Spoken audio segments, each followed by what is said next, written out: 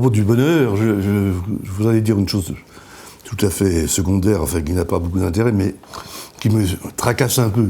C'est que le premier livre que j'ai écrit il y a très longtemps, c'était La philosophie tragique, il y a, je sais pas, 50 ans, 60 ans, je ne sais plus. Et j'avais fait une opposition très violente entre la joie et le bonheur. Je vantais la joie au détriment du bonheur, que je considérais alors comme une sorte de soporifique anti-tragique, alors comme j'affirmais le lien entre la joie et le tragique, j'avais traîné dans la boue le bonheur. Alors on soit tout à fait d'accord qu'il n'y ait pas d'équivoque, ce dont nous allons parler peut s'appeler joie, peut s'appeler bonheur, peut s'appeler jubilation. Ça désigne tout état bienheureux, de bonheur, une sorte de parousie à soi-même, d'état bienheureux, quoi, d'état d'âme bienheureux. Il est très difficile de le trouver en soi, et il est impossible de le trouver ailleurs.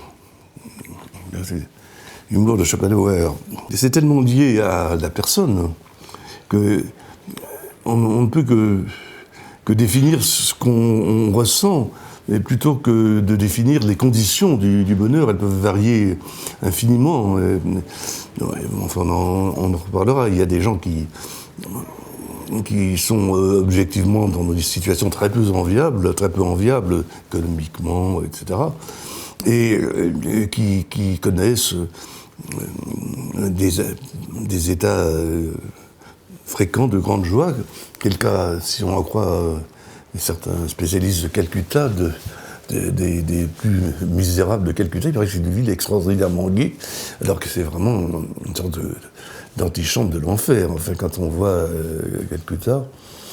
Et en revanche, alors à l'opposé, il y a des gens que tout a favorisé, n'est-ce pas, point de vue gloire, fortune, amour et tout, et qui ne cessent de se plaindre des matins au soir, qui ne cessent pas du tout le bonheur. Alors donc, c'est déjà un premier problème, le fait que ce soit quelque chose de tellement qui nous échappe un petit peu, du moins du côté des causes. C'est vraiment le mystère de l'humeur personnelle, si vous voulez, le bonheur.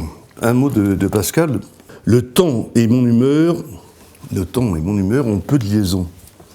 J'ai mes brouillards et mon beau temps en dedans de moi, et non pas venu de l'extérieur. Cette expression, j'ai mes brouillards et mon beau temps en dedans de moi, au-dedans de moi, pourrait absolument être écrite par Nietzsche. C'est même en ce qui concerne le style. Le bien et le mal de mes affaires même, il fait peu.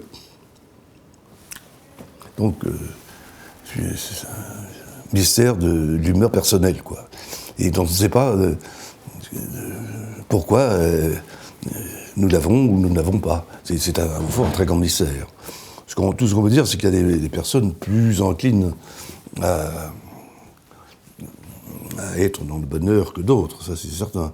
Mais quant à dire ce qui provoque vraiment ces accès, ces bouffées de brouillard ou ces bouffées de beau temps, comme dit Pascal, c'est-à-dire de bonheur, c'est peut-être pas tellement facile à cerner.